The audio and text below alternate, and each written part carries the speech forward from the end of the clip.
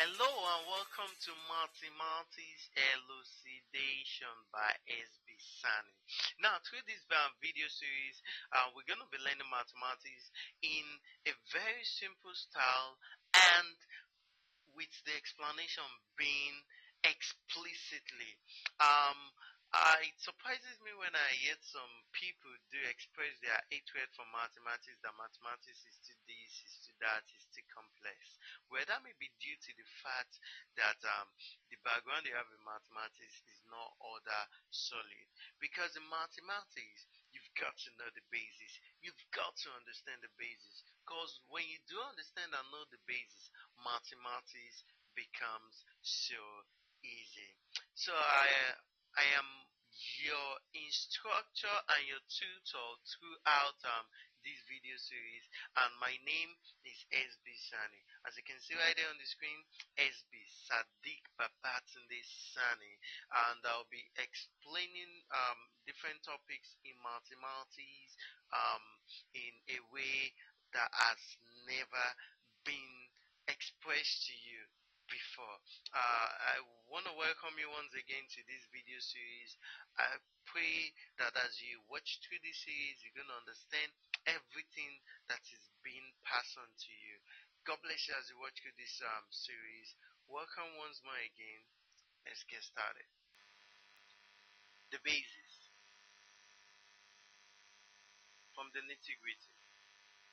Understanding the basis and principle of mathematics is really very essential. As far as I'm concerned, if you want to very good at mathematics, you need to grasp the full knowledge of the topic, subject of formula. What I'm trying to say is this. In mathematics, we always try to find, determine, calculate, solve, find. We are always looking for something. Now, the process of you looking for something in mathematics is known as subject of the formula. So, in one way or the other, you employ subject of the formula in everything you do in mathematics. So if you really want to be good at mathematics, you need to understand fully this topic, subject of the formula. But before diving into that, I would like to explain the underpinning of mathematics. Let's get started. I'm sure you guys are really going to be so fascinated by all of this explanation as we move along steadily with me. Arithmetic. We all know that there are four arithmetic operations, namely addition, subtraction, multiplication, and division. So if I operate 3 plus 2, which will be equal to 5, we could look at these in two ways. First, 3 plus 2. Second, 3 plus 2 equals 5. The first designates a mathematical statement which can be called a mathematical expression, while the second is also a mathematical statement which can be called a mathematical equation. So the question comes in, what is the difference between the first and the second? Answer, the first does not contain the equal sign. As you can see, 3 plus 2, no equal sign. While the other do contain the equal sign. As you can see right there, 3 plus 2 equals 5. So it is not down to this. When is a mathematical statement an expression or an equation? Answer, in a statement, if it contains an equal sign, it is called an equation like 3 plus 2 equals 5. While if it contains no equal sign, it's called an expression like 3 plus 2. So what I'm trying to say here is this. If you look at the mathematical statement and you have it an equal sign then you call that mathematical statement a mathematical equation. It becomes a mathematical equation. While if you look at the mathematical statement right here, if it's got no equal sign, then it is called a mathematical expression. So what's a mathematical statement? I'm sure that's the next question you guys are going to be asking me. You know what is a mathematical expression and what is a mathematical equation. Next thing you want to be asking me is what is a mathematical statement. But first, let me illustrate by a real life situation. Now, let's assume there's a teacher asking his or her student this question. If they gave her 3 pets and that gave her 2 more pets, how many pets will she be having altogether? And the student answers in this manner. She will be having 5 pets altogether, sir. Now teacher will be like, good, way to go, kid. Now in a nutshell, if the teacher is to ask the question by writing it on the board for the student, he would have to put it down in this manner, 3 pets plus 2 pets. Likewise for the student, he or she is going to answer the question in this manner in written form 3 plus 3 equals 5. What has happened is that the statement altered by the teacher, which is the question asked, has been coded into written form and using mathematical characters, in this case numerals, being operated with the specific operation sign. Another mathematical character, that is the plus sign. What I'm trying to say here is this. We make a statement, usually orally, because we could communicate in oral form or in written form. So if we make a statement orally, we want to put it in a written form, we'll make use of some characters. For instance, if I speak a name like Shade, now Shade is a name. That is a statement. If you look at it, just in some ways like that. I'm just trying to point out that something. Now, if you look at it, assuming Shade is a statement, of course, I just make the statement Shade. Now, that is, I'm making it orally. But if I'm to put it down in written form, I would have to make use of the characters. And what are these characters? The letters of the alphabet. That is Shade, Shade. Now, making use of Shade, all these are characters and they are letters of the alphabet. By combining these characters, I've been able to express the statement I've altered orally in written form. So the same thing goes for mathematical statement. You could like say this, that 3 plus 2 equals 5. But if you have to write it down, what do? You make use of mathematical characters like the numerals and the arithmetic operation signs and also the equal signs. So once you try to code an oral statement being altered mathematically into a written form, you make use of mathematical characters. Mathematical characters like the numerals, the operation sign, the equal signs, the less than, the equivalent signs, the set notation signs, and so on and so forth. So, we can now say that a mathematical statement is an expression written down by using mathematical characters. For instance, I have 3x plus 5 minus 7, x squared plus 3x minus 5, x to the power of 4 minus 5x plus 1 equals to 9. All these are mathematical characters. Why are they mathematical characters? Or why are they mathematical statements? All these are mathematical statements. Why are they mathematical statements? Because they are all written down using mathematical characters. The characters we're having there, like the numerals, the 3, the 5, even we know we're making use of the letter of alphabet as a mathematical character. That goes in algebra. But the thing is that they are all mathematical statements. Why are they all mathematical statements? Because they are written down by using mathematical characters. Algebra process. Yeah, algebra process. Now, what is algebra?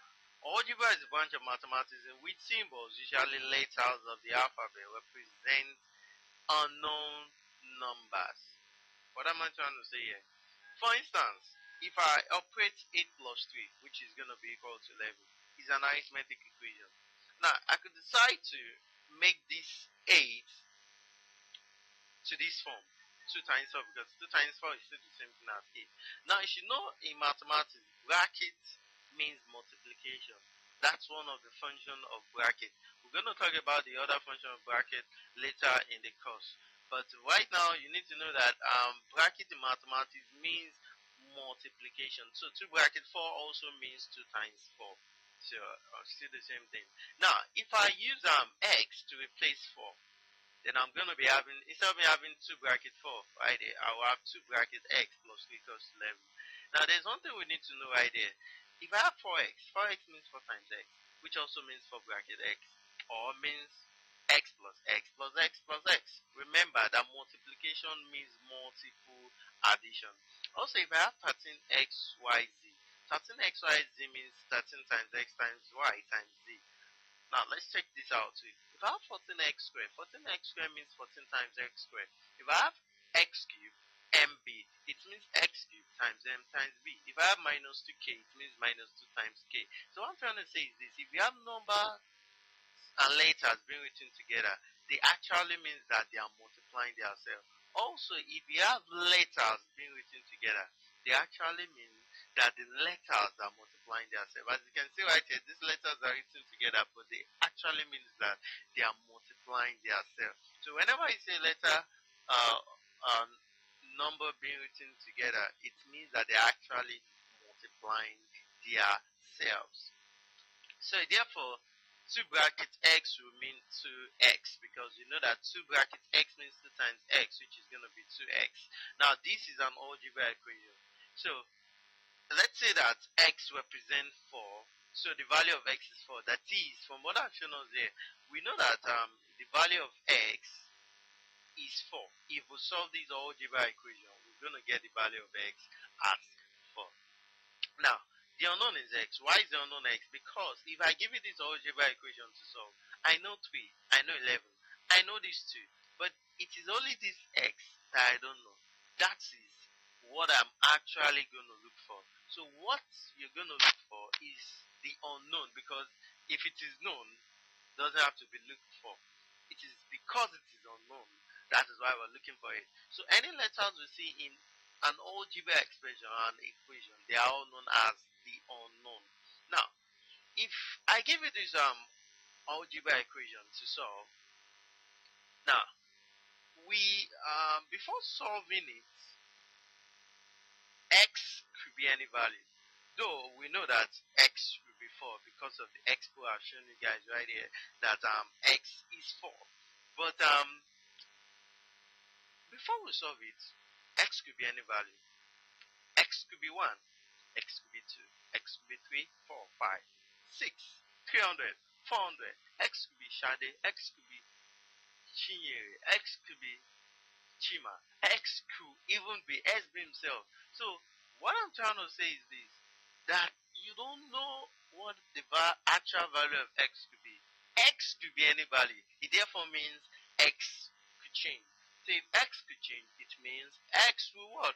Vary. So when something varies, which is a verb, and if I did my English very well back in school, I know that the noun for a verb varies is variable. So therefore, I would say that x is a variable. So what am I trying to say here? What I'm trying to say here is this: any letter that is found in an algebra expression or an algebra equation, those letters are known as variables. They are known as variables. Why are they called variables? Because they can change. Because they vary. Now, if I have 2x plus 3 equal to 11, now we know that x is known as the variable. So the unknown is also known as the variable. Coefficient of the variable. Coefficient of variable is the numerator number of fraction of decimal beside the variable, which means the number multiplying it. For instance, in this equation, the number 2 is the coefficient of variable x. Why is the number 2 the coefficient of variable x? Because the number 2 is the number beside x, is the number multiplying x. So number multiplying the variable is known as the coefficient of variable. So in this case, 2 is the coefficient of x. Why? Because 2 is the number beside x, or 2 is the number multiplying x. If I have this equation, 5 over 6 is the coefficient of x, minus 3.6 is the coefficient of k. 12 is the coefficient of m squared. Why is 12 the coefficient of m squared? Because m squared is the variable and 12 is the number beside m squared. So it therefore means that 12 is the coefficient of m squared. Now, in this algebra equation, 2, 3, and 11 are known. They do not change. So because they are known as the constant. And constant means something that doesn't change. So they are known as constant. Why? Because they do not change. So any number that is written in an algebra equation or an algebra expression, those numbers are called constant. Why are they called constant? Because they do not change. Now, it therefore means that an algebra expression or an equation consists of variables, otherwise known as the unknown, and constants. Now, check this out. 2x plus 3 is an algebra expression. 2 plus 3 is an arithmetic expression. 2 plus 3 equals 5 is an arithmetic equation. 2x plus 3 equals 11 is an algebra equation. Now, let's break this down so we can understand very much.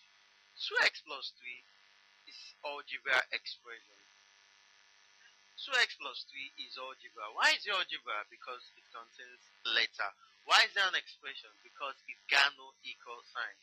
Now, 2 plus 3 is arithmetic expression. Why is it arithmetic? Because it got no letters. Why is it expression? Because it got no equal sign. Now, what if 2 plus 3 equals 5, which is an arithmetic equation? Why is it arithmetic? Because it got no letters. Why is it an equation? Because it got the equal sign. Now, 2x plus 3 equals 11 is algebra equation. Why is it algebra? Because it got letter. Why is it equation? Because it got the equal sign. So I believe we should be able to differentiate between algebra expression, arithmetic expression, arithmetic equation, and algebra equation. We need to know why are they algebra and why are they arithmetic and why are they expression and why are they equation. So I believe up to this point we understand everything under this. Terms, monomials. Now, if a collection of expressions are added together, each expression is called a term. Now, monomial means one term. What am I trying to say? For example, if you have 2x plus 4y squared plus 5, 2x is a term, 4y squared is a term, 5 is a term. There are three terms in this expression. Now, each of these terms or each of these expressions, making these expressions, is called a monomial. So another name for a term is a monomial. So this 2x is a monomial, 4y squared is a monomial, 5 is a monomial. Now one thing you should know that a term is separated either by plus or minus. A term is never separated by multiplication or division. For instance, this 2x means 2 times x. So what you should know is that the sign between these two and this x is multiplication sign. Because these 2 and this x are separated by the multiplication sign, it doesn't mean that they are different terms. No, they are not. They are the same term. Even if you have 2 divided by x here, they are still going to be the same term because they are separated by the dividing line. But if you check this one out, 2x plus 4y squared. Now, this 2x is going to be a term on its own. This 4y squared is going to be a term on its own. Why? Because the sign between both of them is plus. So plus splits off terms. Because it's plus in between them, then it's going to be different terms. Likewise, this 4y squared and 5. Because the sign in between them is plus, so they're going to be a different term entirely. Likewise, if in place of this plus, I'm having a negative sign. Yes, negative and positive separate terms, but multiplication and divisions do not. They stick together. So I believe we now understand how to know the number of terms in a given expression and equation. So in this case, there are what? 3 terms. So for the mathematical statement, 2x plus 3, how many terms is of 2 terms? 2x is a term, 3 is also a term. Now, there are 3 kinds of terms. First is like terms. Now, like terms means if they are having the same kind of variable. Like in this case, they are having the same variable, which is xx. So, because they're having this variable, the same variable, then we can compute them together, either by addition or by subtraction. So, if you have 3x plus 7x, 3x plus 7x is equal to 10x. It's more or less like saying, I have 3 oranges with 7 oranges. 3 oranges with the addition of 7 oranges is going to be 10 oranges. So, if I have x plus x, that's going to be 2x. Like saying 1 orange plus orange, that's going to be 2 oranges.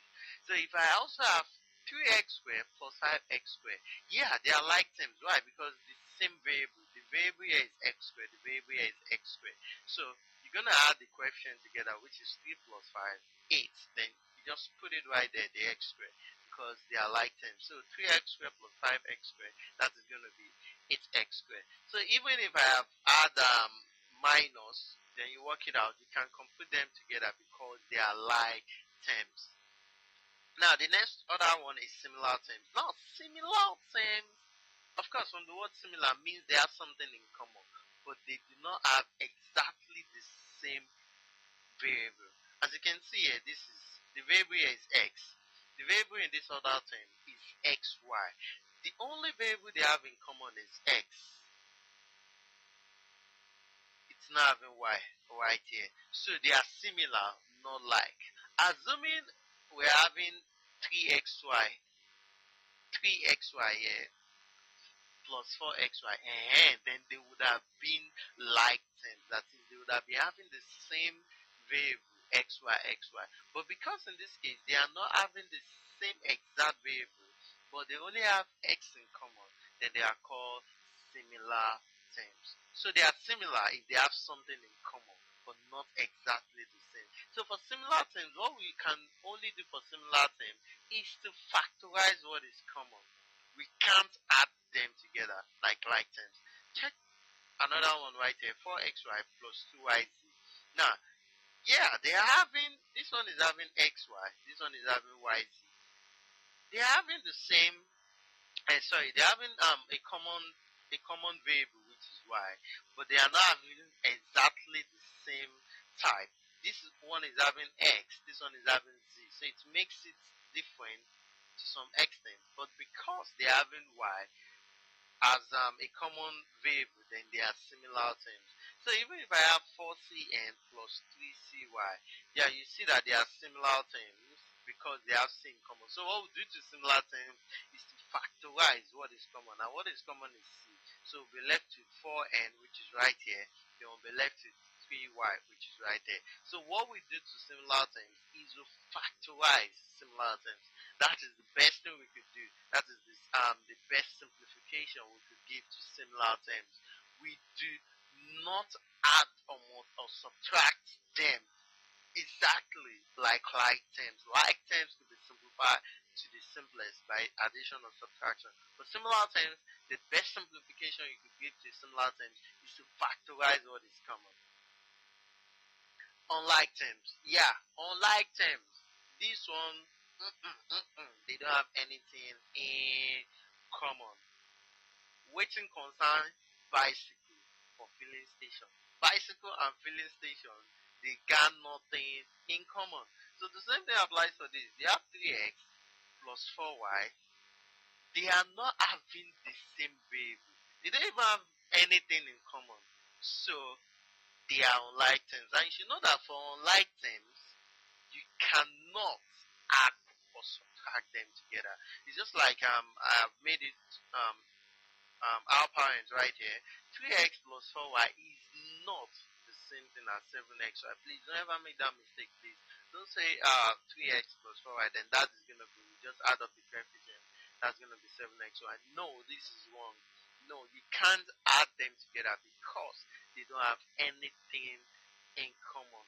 The best bet you could do to an unlike term is if they have the coefficient, they have a particular factor as being common to the coefficient.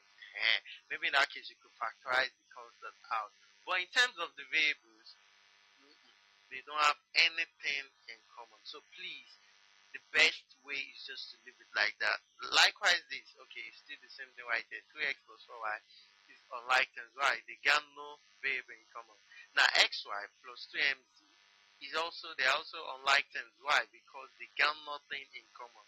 Mz, nothing appears there. They have nothing in common. So the best thing we'll do for unlike terms is that we leave it as they are. You can't simplify them unless maybe the coefficients are having some kind of factors in common.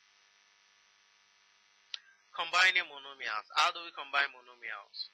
Now, for instance, given these three terms expression and these three other term expression, and we are told to add the two expressions together. How do we do that? Now, what we do is we take out the bracket. We want to add these two together. So if we are trying to add um, two expressions together, what we do is collection of like terms. If there is no like terms, what we do is collection of similar terms. So it's not always in most cases, or it's not usually in most cases, that everything's got to be collection of like terms. No, there are sometimes that it could be collection of similar terms, and I believe you know what similar terms are. So if you are collecting similar terms, then what you should write is collection of similar terms.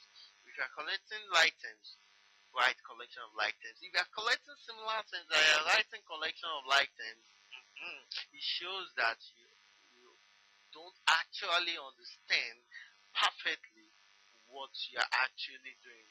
Because I do tell most of my students that there is a difference between when you know something and when you actually understand what you know. You can know something, but you may not actually understand it. But when you know it and you understand it, wow, so great. So in this case, what we do is we collect like terms. And what is that? We bring the 3x squared first right here.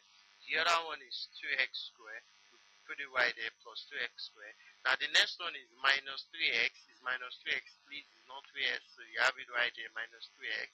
And then other one is plus 5x.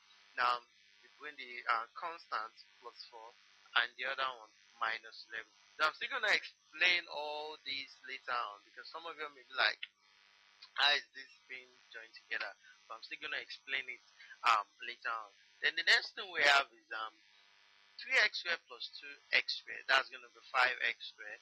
Now minus 3x plus 5x, that's going to be plus 2x. 4 minus 11, that's going to be minus 7.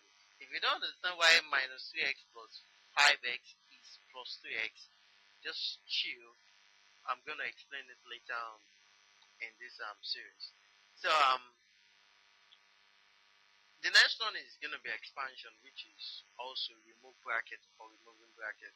Now, for example, if I have this um, question, I've been told to remove the bracket. Now, if I want to remove bracket, that means I have to multiply. Remember, multiplication means, sorry, bracket means multiplication. So removing bracket means actually what? Multiplying. So if I want to expand, what you do is this. The term outside there, which is 2x, you use it to multiply each of the term inside the bracket. So the first one, 2x, use it to multiply the first term. What are you going to be having? Multiply the constant first, which is 2 times 2, then multiply the variable, which is x times x squared. Now 2 times 2 is 4. X times x squared, that's going to be x to the power 3. If you don't understand how x times x squared is x to the power 3, please wait till we get to indices. You're going to understand better. Then 4 times x to the power 3, I believe you know that's going to be 4x cubed. Then use that same term to multiply the other one, which is 5x. Then you have 2 times 5, 2 times 5 right there. X times x times x right there. 2 times 5 is 10, while x times x is x squared. Then you're going to be having 10x squared. Now the last one, which is 2x times minus 11, that's going to be 2x times minus 11. Then you have 2 times minus 11, then times this x right here. 2 times minus 11, that's going to be minus 22 times x. Minus 22 times x, of course, you know that's going to be minus 22x. Then what do? You bring each of them together. 4x to the power of 3 plus 10x squared, because the sign in front of 10x squared right here is plus. When you don't see a sign, when you can't see a negative sign in front of the number, you can't see any sign in front of the number or a 10. Know in your heart that that sign is plus, is the plus sign. Then the sign you have here is minus 22x. So you bring it right here, minus 22x.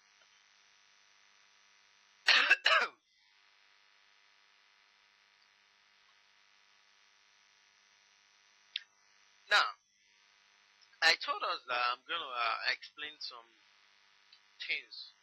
Now, there are these things that we just need to know. Minus times plus is minus. Plus times minus is minus. Plus times plus is plus. Minus times minus is plus. So you should know that Whenever different signs are multiplying themselves, the result will be negative. Plus times minus negative. But whenever the same signs are multiplying themselves, the result will be what? Positive. It's just like when you're having the same thing, being the same like things, doing the same thing, then it's gonna be a positive result. But when different things are coming together, the result is gonna be negative. You can't tell a normal person to marry a mad person. The results, the child will never be a positive result. The child, of course, is going to be a negative result. But when a normal person marries a normal person, then the result is going to be a normal person. Also, when a mad person marries a mad person, of course, the result too is going to be a mad person, which is a positive result. But if a positive person, a normal person, is marrying a mad person, then it means it's going to be abnormality. So when different signs are multiplying themselves, it's going to be negative. But when the same sign are multiplying themselves, it's going to be positive. Anyway, don't mind me for the little joke right there. Now, arithmetic manipulation. Now, I told us I'm going to explain all those things I did earlier on, all those minus 3 plus this, because those are very important.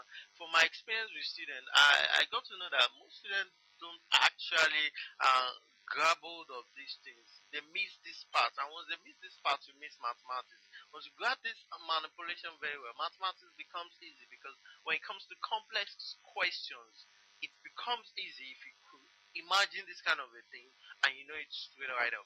So if I have 5 minus 4 plus 7 plus 3, it's still the same thing as minus 4 plus 7 plus 5 plus 3. How is this that? No, it is that because whenever you have a number, the sign in front of that number goes with that number. Now this is 5. Remember I told you whenever you do not see a sign in front of a number, know that that sign is plus. So if you have 5 here, the sign in front of 5 is plus. Even though you can't see any number there, know in your mind that the sign will always be plus. So the sign in front of a number goes along with the number. For instance, you have this 5 minus 4.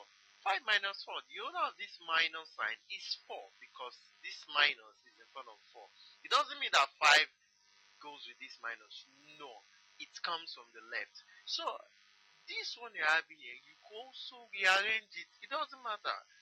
It still means the same thing. Just rearrange it. You're having minus 4 right there. You're having plus 7 right there. You're having plus 5 right there. And you're having plus 3.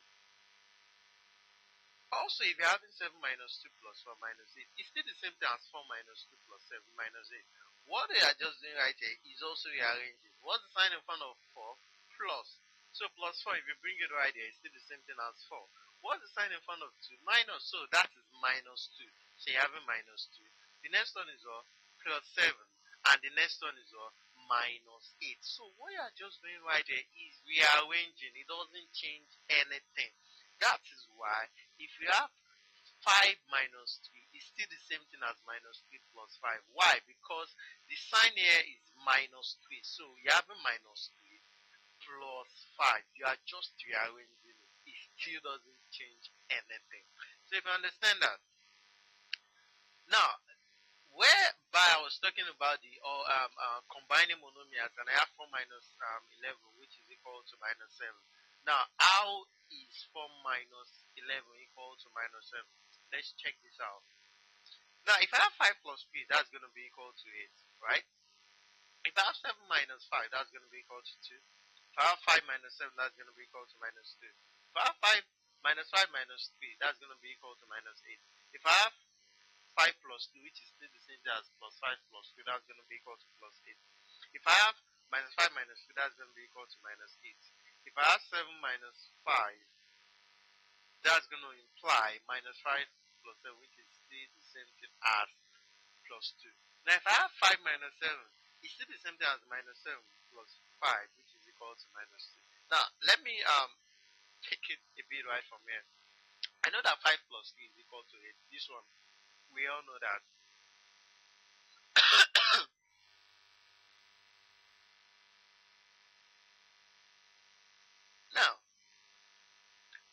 7 minus 5, we all know is equal to 2. Very good. 5 minus 7 is equal to minus 2. Now, minus 5 minus 3 is equal to minus 8. The deal now is this. If we're having the same sign, add the values together and put the sign straight up. Like minus 5 minus 3, they are the same sign. So what do? We add the value 5 plus 3, then we'll put the sign right there, which is going to be minus 8. The same thing when you have 5 plus 3. 5 plus 3 is still the same thing as plus 5 plus 3. So because they're having plus 5 plus 3, they are the same sign. So add the values together and just put the sign straight right up, which is plus 8. Of course, which still means the same thing as 8. Now, check this out. If you now have minus 5 minus 2, of course, that's going to be minus 8. Then what about this? 7 minus 5. Now, you should know that 7 minus 5, if you arrange, is still the same thing as minus 5 plus 7. So what is minus 5 plus 7? That's going to be plus 2. Now, in this case, they are different signs, minus and plus. Now, minus and plus are different signs. So, what do we do when they are different signs? We look for their difference. The difference between 5 and 7, that is 2. Then we look at the higher number between the two. Between 5 and 7, 7 is the higher number. And what is the sign in front of the higher number? Plus. So, the result is going to go with plus. The same thing, if you have 5 minus 7. 5 minus 7 is still the same thing as minus 7 plus 5 if we rearrange it. Now, what is now going to be minus 7 plus 5? Because they are different signs, what do? We look for the difference between them. And what is the difference between 7 and 5? That is going to be 2. Between 7 and 5, which one is the higher number? 7. So it's going to take the sign of the higher number, which is negative. So the deal is this. Whenever they are the same sign, just add the values and put the sign right there. Just like this one too. Add the values and put the sign right there. But whenever there are different signs, look for the difference between the values of the number there. And let the result take the sign of the higher number. Just like you have it right here too. The result will take the sign of the higher number. It's as easy as that. That is how we know plus 8 minus 10 minus 13 plus 16 becomes very easy. Just use this trick and you get it right there. You can also use the trick of your father is owing me 500 naira. How much is he going to be having left if you pay 100 naira? You can also use that trick also, but I believe this is pretty straightforward. But if most of us we are we get used to money, so perhaps that could also be something you want to familiarize yourself with. The next one. So if I have minus 2 times 3, now minus 2 times 3 is still the same thing as minus 2 bracket 3. Now what we do whenever we are multiplying numbers is that we multiply the sign first. Now remember that the sign in front of this 3 is plus. So actually what you're having is minus 2 times plus 3. Now, whenever you're multiplying numbers together, multiplying the sign first. Minus times plus is going to be minus. And then you multiply the number 2 times 3, that is going to be 6. So if I have 4 times 3, 4 times 3 is still the same thing as plus 4 bracket plus 3, which means plus 4 times plus 3. Multiply the signs first. Plus times plus is going to be plus. Then 4 times 3 is going to be 12.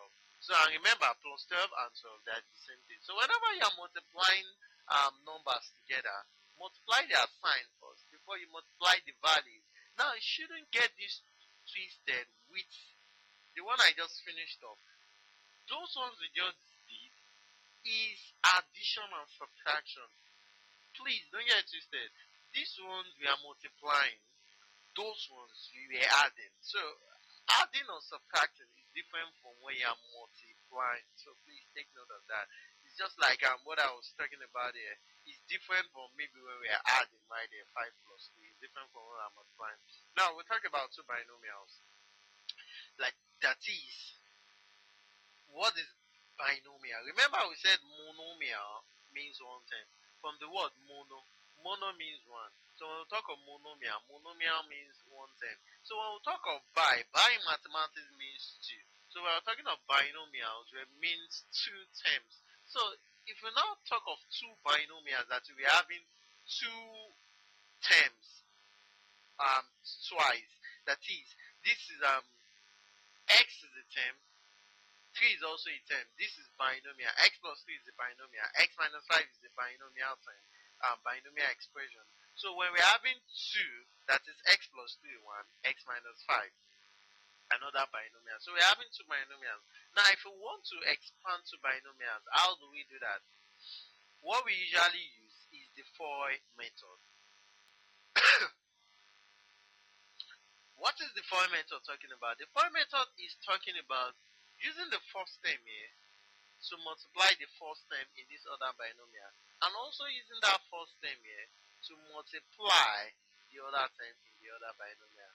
And once you are through with that, you now use the second term in the first binomial to multiply the first term in the other binomial, and using that same term to multiply the second term in the other binomial. So, doing that, x times x is going to be x squared. X times minus 5 is going to be minus 5x. 3 times x is going to be 3x. And 3 times minus 5 is going to be minus 15. Now, what else do we now do? Collection of like terms, which is, of course, they're already collected, so there's no need of collecting it again. X squared is x squared. Then minus 5x plus 3x, that's going to be minus 2x. Then minus 15. Remember, you shouldn't have a problem with this anymore. Minus 5x plus 3x. What you do, forget the letters first, deal with the constant. Minus 5 plus 3, that's going to be minus 2. How is that? Minus and plus, they are different signs. So what do? Look for the difference, which is 2. Then it takes the sign of the higher number, which is minus. Then you put the variable right there. As simple as that. So um, uh, the expansion of this is going to give us this result. And the detail is just right there. That is x times x is x squared. X times minus 5 is minus 5x. 3 times x is 3x. And 3 times minus 5 is 15. Everything I've done right here has been made down in details just there. Just so you know. What if we're having three binomials?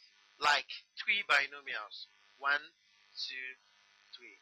Now, if we want to multiply three binomials, what we'll do is we'll multiply the first two binomials, then the result, we'll use it to expand the third binomial.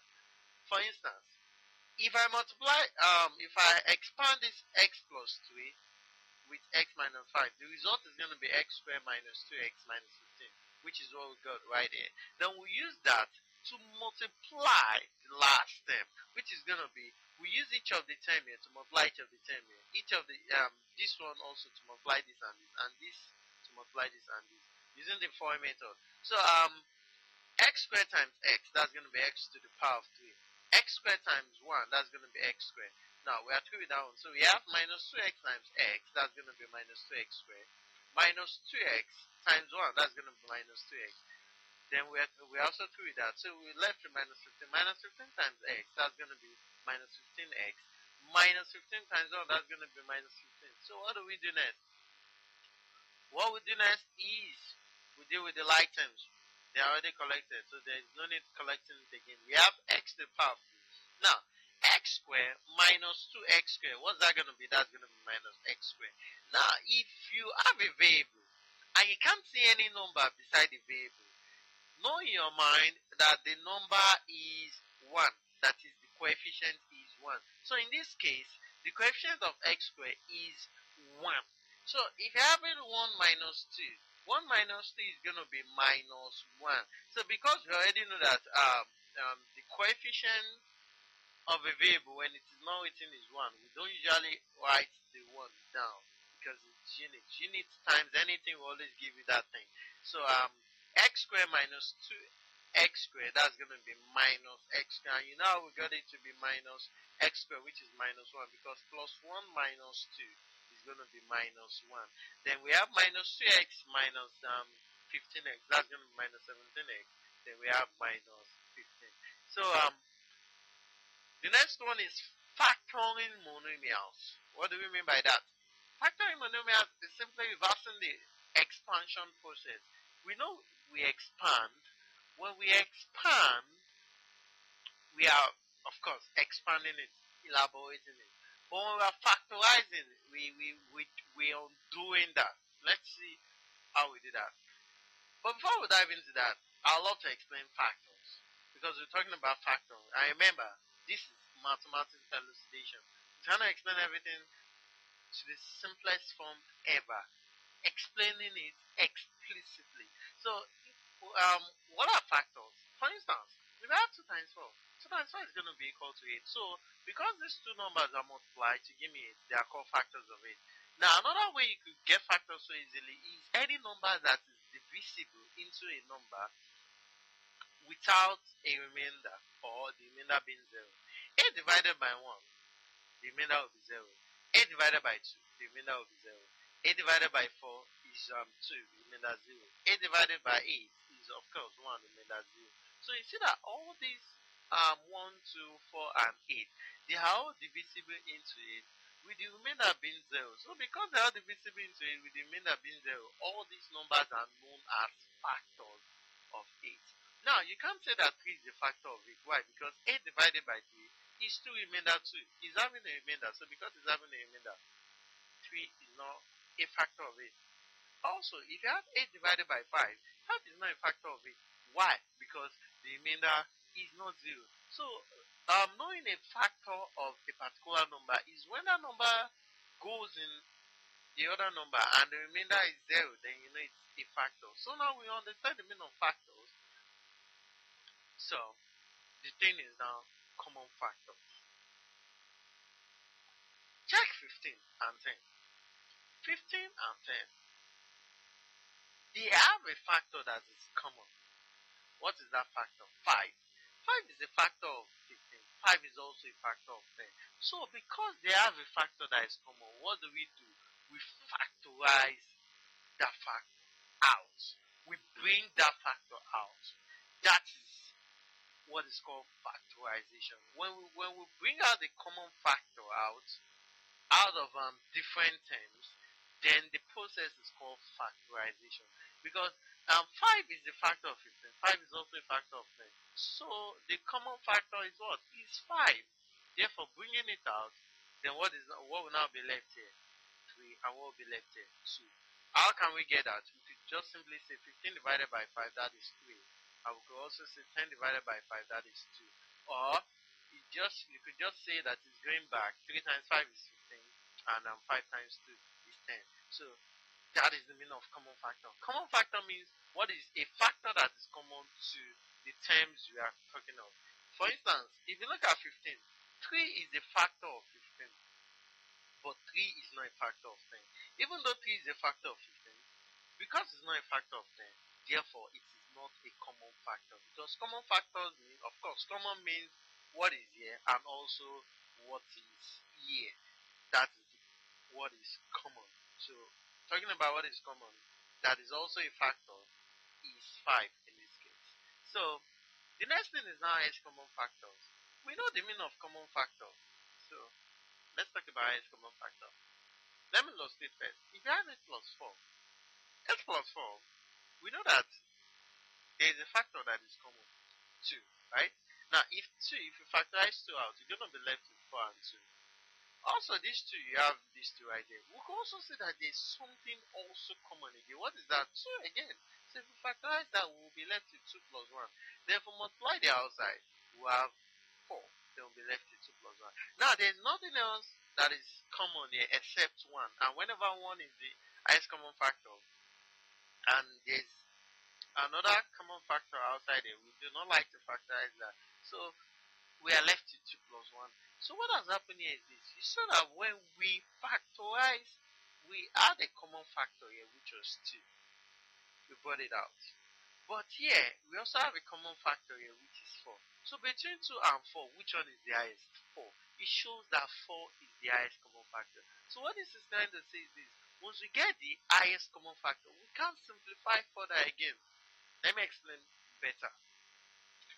Between 8 and 4, what are the factors that are common to the two of them? Of course, 1 is a factor that is common to the two of them. 1 is a common factor. 2 is also a common factor. 4 is also a common factor. Out out of all these common factors, which one is the highest form? That is the idea of HCF. HCF means get all the common factors within sets of terms and pick out the highest. Now, why do we always pick out the highest? We always pick out the highest common factor because by using the highest common factors, it takes it down to the simplest form of that term. As you can see right there, even when I factorize 2 out of these two terms, it still gave me a term which is also factorizable.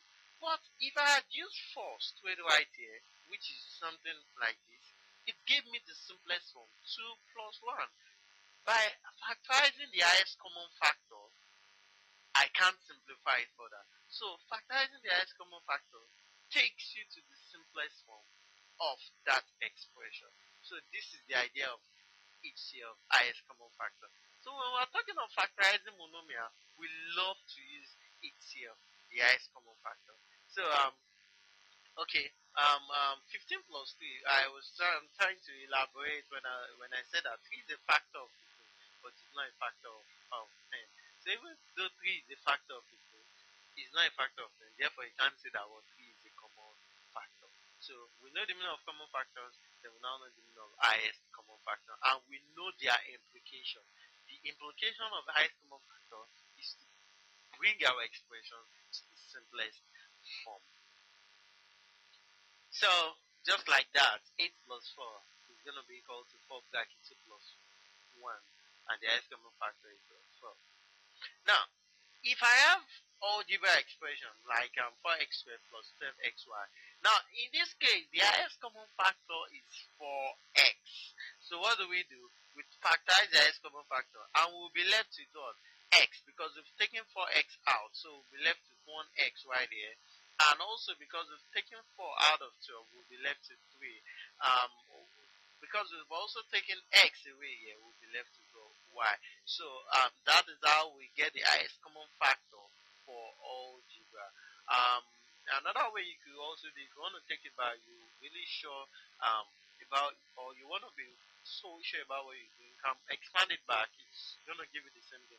4x times x is going to be 4x squared, and 4x times 3y is going to be, of course, 4 times 3 is 12, and x times y is going to be xy. So that is for that. Simplifying. So the idea of simplification is to use the highest common factor, just like this same example right there, 4x squared plus 12xy. The highest common factor is 4x.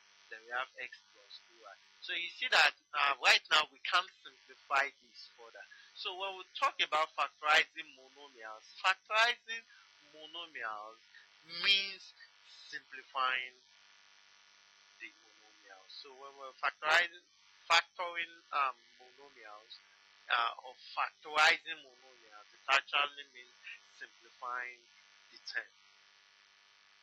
So for example, if I'm told that 3x minus 4y is equal to 2, what is the value of 9x minus 12y? Now this is the question we ask. What is the value of this? Now remember, if you are given any term in mathematics, always try to simplify first. Simplification is very paramount in mathematics. Always try to simplify first. So if I have 9x minus 12y, 9x minus 12y could be simplified to this. So if we simplify 9x minus 12y, of course it's going to give us 3 bracket 3x minus 4y, because the highest common factor is 2, and what will be left? 3x minus 4y.